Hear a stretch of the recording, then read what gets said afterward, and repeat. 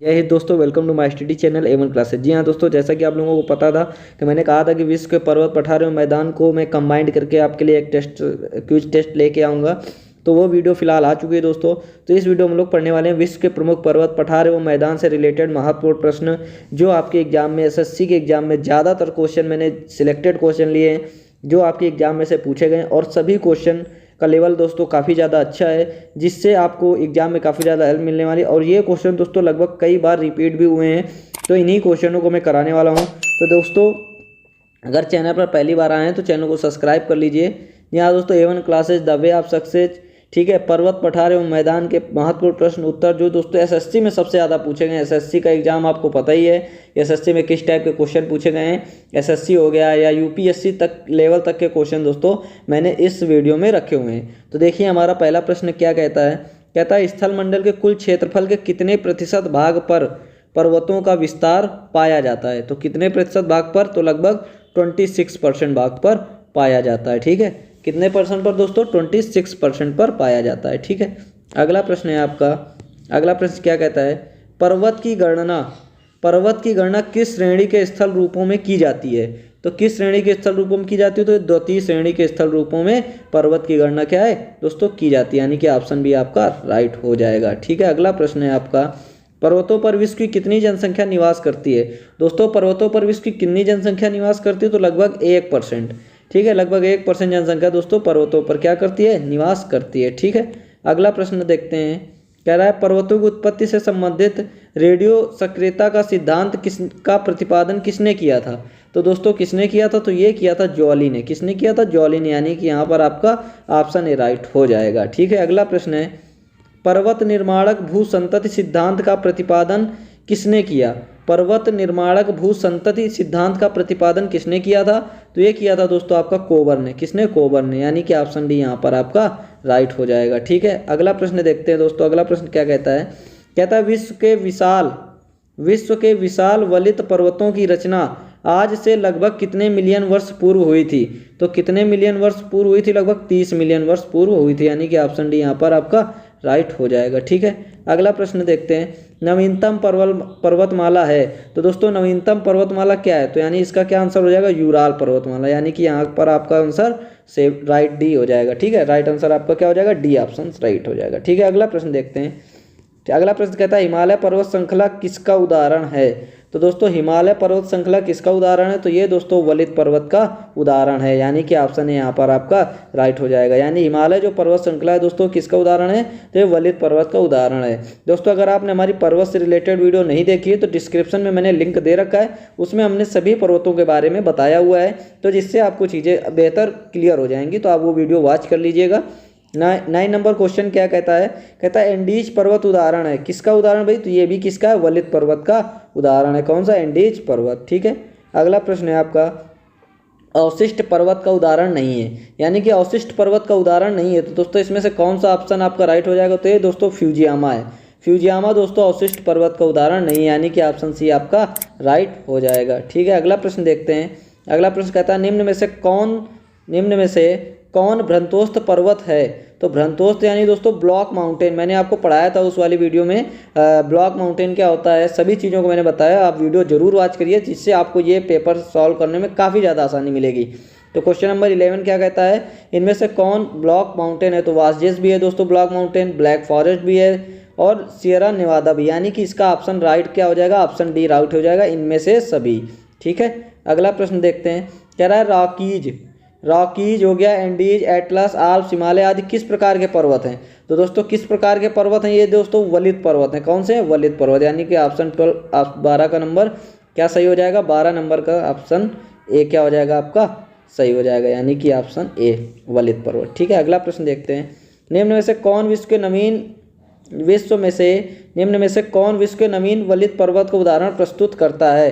तो कौन प्रस्तुत करता है दोस्तों, तो ये प्रस्तुत करता है आल्प्स प्रस्तुत करता है, ठीक है, यानी कि ऑप्शन सी यहाँ पर आपका राइट हो जाएगा, ठीक है। अगला प्रश्न देखते हैं। अगला प्रश्न कहता है निम्न में से कौन एक वलित पर्वत है। तो दोस्तों इनमें से कौन सा एक वलित पर्वत है, तो ऑप्शन यहाँ पर आपका क्या हो जाएगा, हिमालय क्या एक आपका वलित पर्वत है, यानी कि ऑप्शन डी यहाँ पर आपका राइट हो जाएगा, ठीक है। अगला प्रश्न देखते हैं। हिमालय की उत्पत्ति किस भूसंतति से हुई है। तो हिमालय की उत्पत्ति किस भू संतति से हुई, ये क्वेश्चन मैंने आपको उस वाली वीडियो में कराया था जो जिसमें मैं पर्वत पढ़ा रहा था। तो दोस्तों इसका राइट आंसर आपका क्या हो जाएगा, टेथिस। टेथिस सागर दोस्तों हुआ करता था, वहीं से इस हिमालय की उत्पत्ति हुई है। पूरी जानकारी के लिए आप वो वाला वीडियो वॉच कर लीजिए। नेक्स्ट है, दक्षिणी आल्प्स पर्वत श्रेणी कहाँ स्थित है। तो दक्षिणी आल्प्स पर्वत श्रेणी दोस्तों कहाँ पर स्थित है, तो ये स्थित है न्यूजीलैंड में, यानी कि ऑप्शन भी यहाँ पर आपका राइट हो जाएगा। ठीक है, अगला प्रश्न देखते हैं। अगला प्रश्न कहता है, कौन सा पर्वत महाद्वीपीय जल विभाजक के रूप में जाना जाता है। तो कौन सा पर्वत महाद्वीपीय जल विभाजक के रूप में जाना जाता है, तो इसका राइट आंसर हो जाएगा दोस्तों आपका रॉकीज। क्या, रॉकीज पर्वत महाद्वीपीय जल विभाजक के रूप में जाना जाता है। अगला प्रश्न है, विश्व में सबसे लंबी पर्वत श्रेणी कौन सी है। तो दोस्तों विश्व में सबसे लंबी पर्वत श्रेणी कौन सी है दोस्तों, तो ये है एंडीज, यानी कि 18 का आपका कौन सा सही हो जाएगा, सी नंबर आपका राइट हो जाएगा। ठीक है, अगला प्रश्न है, ब्लैक हिल, ब्लू हिल तथा ग्रीन हिल, ब्लैक हिल, ब्लू हिल तथा ग्रीन हिल नामक पहाड़ियाँ किस देश में स्थित हैं।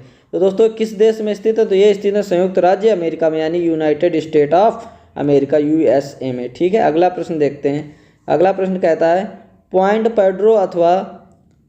पेड्रो अथवा पिड्रूटालागा, क्या है, पिड्रूटागाला निम्न में से किस देश का सर्वोच्च पर्वत शिखर है। तो किसका है दोस्तों, तो ये है आपका श्रीलंका का, यानी कि ऑप्शन सी यहाँ पर आपका राइट हो जाएगा। ठीक है, अगला प्रश्न देखते हैं, एंडीज पर्वतमाला की सर्वोच्च चोटी कौन सी है। तो दोस्तों एंडीज पर्वतमाला की सर्वोच्च चोटी है आपकी एकांक गुआ, क्या है, एकांक गुआ।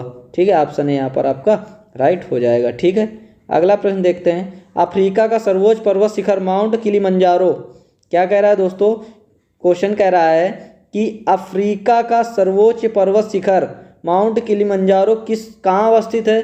तो ये कहाँ पर अवस्थित है, तो ये दोस्तों आपका अवस्थित है तंजानिया में। कहाँ पर, तंजानिया में, यानी कि ऑप्शन सी यहाँ पर आपका राइट हो जाएगा। काफ़ी बार पूछा जाने वाला क्वेश्चन है ये दोस्तों।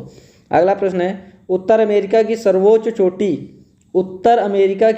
चोटी कौन सी है। तो दोस्तों उत्तर अमेरिका की जो सर्वोच्च चोटी है वो दोस्तों है आपकी माउंट मैकिनले। कौन सी है, माउंट मैकिनले, यानी कि ऑप्शन डी यहाँ पर आपका राइट हो जाएगा। अगला प्रश्न है, फ्रांस तथा स्पेन के बीच सीमा बनाने वाला पर्वत है। तो फ्रांस तथा स्पेन के बीच सीमा बनाने वाला पर्वत कौन सा है दोस्तों, तो ये दोस्तों आपका ऑप्शन सही हो जाएगा डी, यानी कि पेरिनीज। क्या हो जाएगा, पेरिनीज। ठीक है, अगला प्रश्न देखते हैं। अगला प्रश्न है आपका, यूरोप में आल्प्स, उत्तरी अमेरिका में रॉकीज तथा दक्षिणी अमेरिका में एंडीज किसका उदाहरण है, यानी किस पर्वत का उदाहरण है। तो दोस्तों ये किस पर्वत का उदाहरण है, तो ये दोस्तों आपका वलित पर्वत के उदाहरण है, यानी कि ऑप्शन है यहाँ पर आपका राइट हो जाएगा। अगला प्रश्न देखते हैं दोस्तों। अगला प्रश्न कहता है, किस देश में माउंट एवरेस्ट स्थित है। तो भैया ये तो सबको पता है कि किस देश में माउंट एवरेस्ट स्थित है। अगर आपको ये आंसर इसका पता है तो जल्दी से आप कमेंट बॉक्स में बताइए कि इसका राइट आंसर क्या आएगा। तो ये कहाँ पर है दोस्तों, नेपाल में स्थित है। ऑप्शन बी आपका राइट हो जाएगा यहाँ पर। अगला प्रश्न देखते हैं दोस्तों। अगला प्रश्न कहता है, निम्न में से कौन सी पर्वत श्रृंखला विश्व में सबसे बड़ी है। तो दोस्तों निम्न में से कौन सी पर्वत श्रृंखला विश्व में सबसे बड़ी है, तो इसका राइट आंसर हो जाएगा एंडीज पर्वत श्रृंखला, यानी कि ऑप्शन बी राइट हो जाएगा।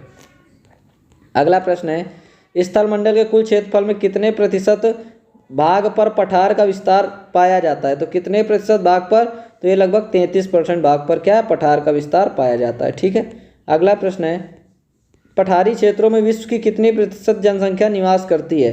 तो पठारी क्षेत्रों में कितनी जनसंख्या निवास करती है दोस्तों, तो ये लगभग 9% जनसंख्या निवास करती है, यानी कि ऑप्शन यहाँ पर आपका बी राइट हो जाएगा। ठीक है, अगला प्रश्न देखते हैं। कह रहा पठारी क्षेत्रों में निम्न में से कौन सा खनिज नहीं पाया जाता है। तो दोस्तों पठारी क्षेत्रों में निम्न में से कौन सा खनिज नहीं पाया जाता, तो ये खनिज तेल नहीं पाया जाता, यानी कि ऑप्शन सी राइट हो जाएगा।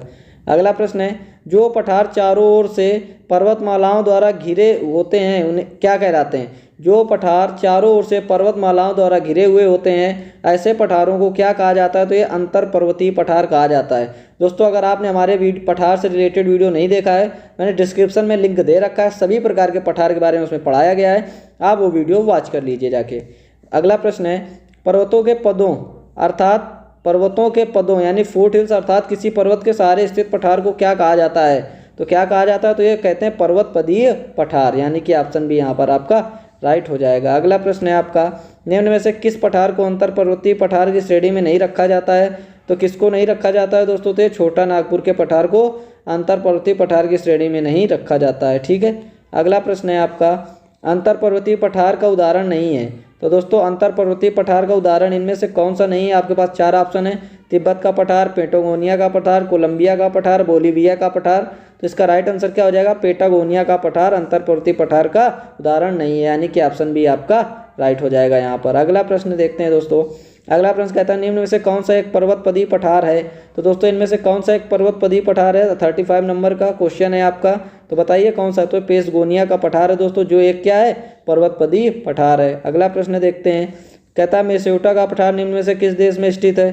तो मेसेटा का पठार निम्न में से किस देश में स्थित है? तो दोस्तों ये किस देश में स्थित है? तो इसका राइट आंसर हो जाएगा स्पेन तथा पुर्तगाल में स्थित है, यानी कि ऑप्शन सी आपका राइट हो जाएगा। अगला प्रश्न देखते हैं, टेलीग्राफिक पठार निम्न में से कहाँ स्थित है?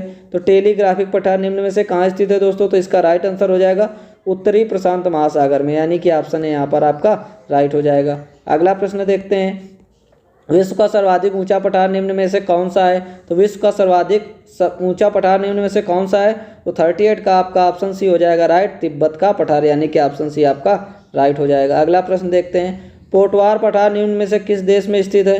पोटवार पठार निम्न में से किस देश में स्थित है? तो 39 का आपका सही हो जाएगा डी, पाकिस्तान। पोटवार पठार किस देश में स्थित है? तो ये ऑप्शन डी राइट हो जाएगा, पाकिस्तान। अगला प्रश्न, लोयस का पठार कहाँ स्थित है? तो लोयस का पठार कहाँ स्थित है? इसका राइट आंसर हो जाएगा दोस्तों चीन में। कहाँ स्थित है?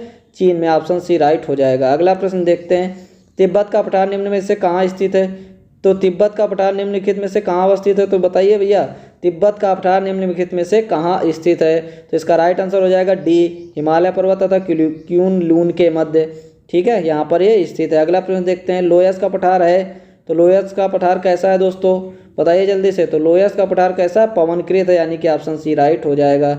अगला प्रश्न है, निम्न में से किसे विश्व की छत कहा जाता है? तो दोस्तों पामीर को विश्व की छत कहा जाता है, यानी कि ऑप्शन डी यहाँ पर आपका राइट हो जाएगा। अगला प्रश्न है, तुर्की में अनातोलिया का पठार किन पर्वत श्रेणियों के मध्य स्थित है? तो दोस्तों इसका राइट आंसर क्या हो जाएगा? तो ये पोंटिक तथा टॉरस के मध्य, यानी कि ऑप्शन यहाँ पर आपका राइट हो जाएगा। अगला प्रश्न देखते हैं, कहता है रांची का पट पठार निम्न में से क्या है? तो दोस्तों रांची का पट पठार निम्नलिखित में से क्या है? तो इसका राइट आंसर आपका हो जाएगा उत्थित पेनीप्लेन। क्या? उत्थित पेनीप्लेन, यानी कि ऑप्शन बी यहाँ पर आपका राइट हो जाएगा। अगला प्रश्न देखते हैं, बोलीविया के पठार पर निम्न में से किस धातु का सर्वाधिक उत्खनन किया जाता है? तो बोलीविया के पठार पर किस धातु का सर्वाधिक उत्खनन किया जाता है? इसका राइट आंसर आपका हो जाएगा टिन का। किस धातु का? टिन धातु का। इसका प्रतीक क्या होता है? एसएन होता है, ठीक है। अगला प्रश्न देखते हैं, स्थल मंडल के कुल क्षेत्रफल के लिए कितने प्रतिशत भूभाग पर मैदान का विस्तार किया जाता है या विस्तार पाया जाता है? तो इसका राइट आंसर आपका हो जाएगा क्या? 41% पर विस्तार पाया जाता है। अगला प्रश्न देखते हैं, मैदान की गणना किस श्रेणी के स्थल रूपों में की जाती है? तो मैदान की गणना किस श्रेणी के स्थल रूपों में की जाती है? तो ये द्वितीय श्रेणी के उसमें की जाती है, तो ऑप्शन बी यहाँ पर आपका राइट हो जाएगा, ठीक है। अगला प्रश्न देखते हैं, विश्व में उत्पन्न होने वाली फसलों तथा खाद्य वस्तुओं का लगभग कितना प्रतिशत भाग मैदानों में उपजाया जाता है? तो इसका राइट आंसर हो जाएगा दोस्तों लगभग 85%।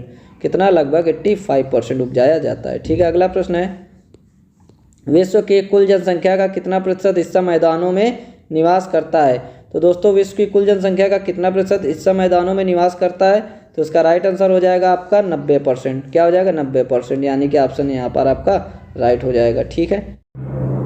अगला प्रश्न है आपका, निम्न में से किस स्थल रूप को सभ्यता का पालना कहा जाता है? तो दोस्तों इसका राइट आंसर आपका क्या हो जाएगा? इसका राइट आंसर आपका हो जाएगा मैदान।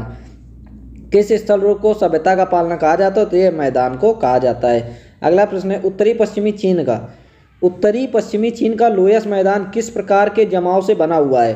तो बताइए भैया किस प्रकार के जमाव से बना हुआ है? अभी मैंने एक क्वेश्चन कराया हुआ है आपका ऊपर, तो ये किससे बना हुआ है? रेत व धूल कणों के जमाव से, यानी पवनकृत, ठीक है। अगला प्रश्न है आपका, पवन अपर्दित मैदान में यत्र तत्र पाए जाने वाले प्रतिरोधी चट्टानों के अवशेष टीलों को क्या कहा जाता है? पवन अपर्दित मैदान में यत्र तत्र पाए जाने वाले प्रतिरोधी चट्टानों के अवशेष टीलों को क्या कहा जाता है? तो इसका राइट आंसर आपका हो जाएगा ह्यूमस कहा जाता है। क्या कहा जाता है? ह्यूमस कहा जाता है, ऑप्शन सी राइट हो जाएगा। अगला प्रश्न है, कार्ड मैदानों में यत्र तत्र स्थित अवस्थित टीलों को क्या कहा जाता है? तो दोस्तों क्या कहा जाता है? तो इसको कहा जाता है मोनोड लॉन। क्या? मोनोड नॉक, ठीक है। ऑप्शन यहाँ पर आपका राइट हो जाएगा, मोनोड नॉक।